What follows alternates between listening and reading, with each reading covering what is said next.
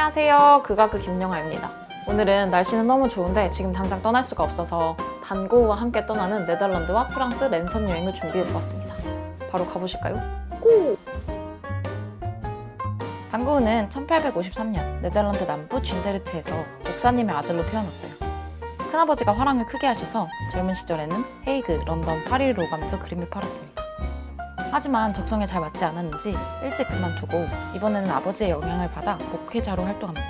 그런데 이마저도 적성에 맞지 않아서 잘리다시피 때려치고 말았고 계속해서 방황하던 반고우는 27살이 되던 1880년 화가가 되기로 결심합니다. 반고우의 고향 준데르트에 가보면 반고우 광장과 반고우 동상이 있어요. 저는 준데르트는 못 가보고 대신 암스테르담에 있는 반고우 뮤지엄에 가보았는데요. 초기 작품부터 자화상, 해바라기, 반고우의 방, 유명한 그림들까지 모두 한 건물에 전시가 되어 있더라고요. 반고우가 네덜란드에서 그린 초기 작품 중에 가장 유명한 그림인 감자 먹는 사람들도 여기서 볼 수 있습니다.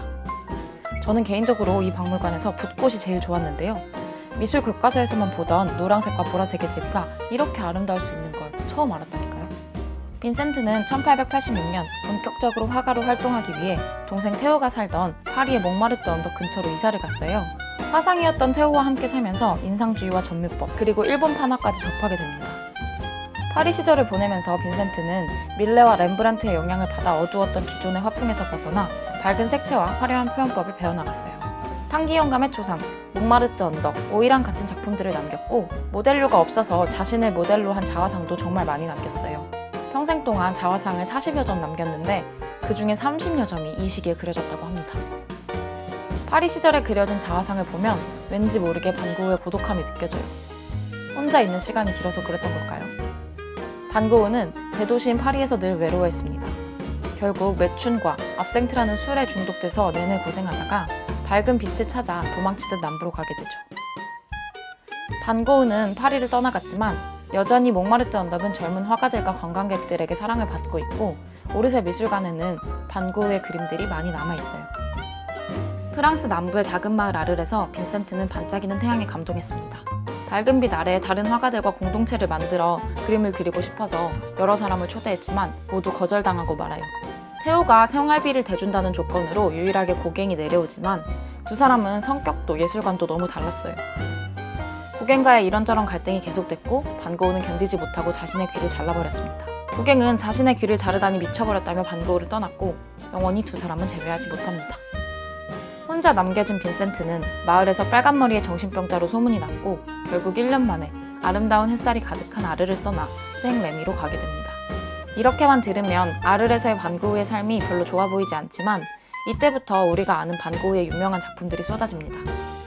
고갱을 기다리며 그린 노란 집과 아르레 반고우의 방, 카페 테라스, 아르레 별이 빛나는 밤, 귀를 자른 자화상 등 빈센트는 1년 동안 200여 점의 작품을 그렸어요. 지금 아르레 가보시면 고우가 살았던 노란 집, 반짝반짝 별이 쏟아질 것 같은 론강, 그림 속에 등장했던 카페 테라스, 그리고 귀를 자른 후 고우가 입원했던 정신병원이 남아있습니다. 고갱과의 결별 이후 스스로 정신이상에 대한 위기를 느낀 반고우는 자기 발로 생레미의 정신병원에 입원합니다. 그런데 막상 입원 후에도 무서웠던 것 같아요. 영원히 현실에서 격리되지는 않을까. 그래서 이 상태에서 벗어나기 위해 열정적으로 그림을 그리다가 또 좌절하고 발작하기를 반복했습니다. 빈센트가 생레미에서 그린 그림을 보면 열정과 불안감, 현실과 상상, 되게 양극단적인 감정이 섞여 있어요. 이 시기에 그려진 대표적인 작품이 별이 빛나는 밤입니다. 이 그림은 반고우가 병실에서 창밖을 내다보면서 그린 그림인데요. 이때부터 반고우의 특유의 소용돌이 효과와 아라베스크 무늬가 그림 속에 등장하기 시작합니다. 그림을 보고만 있어도 일렁이는 반고우의 감정적인 동요가 느껴지지 않나요? 또 생레미 시기에는 동생 테오가 아들을 낳아요.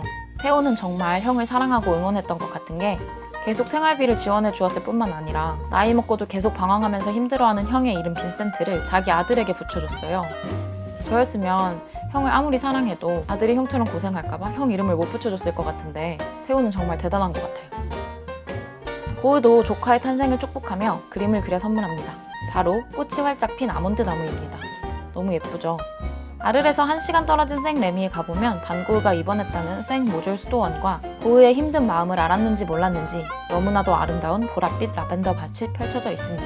생레미에 있는 병원에서 태어난 반고우는 동생 테오가 사는 파리와 가까운 시골 마을 오베르쉬르 우아즈로 갑니다. 접근성도 좋고 자연 풍광이 좋아 이미 유명한 화가들이 오베르에 가서 그림을 그렸습니다.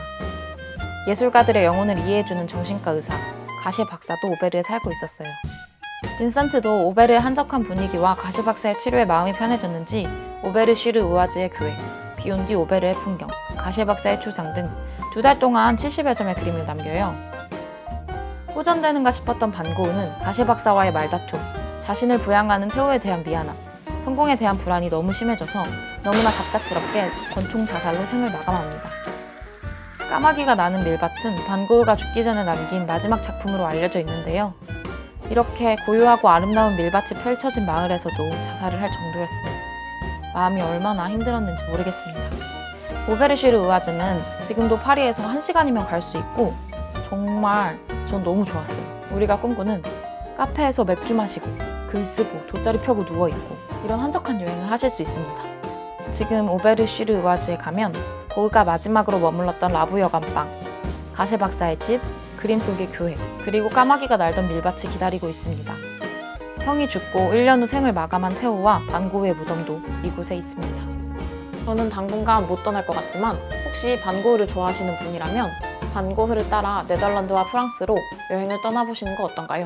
그럼 지금까지 극악이었습니다.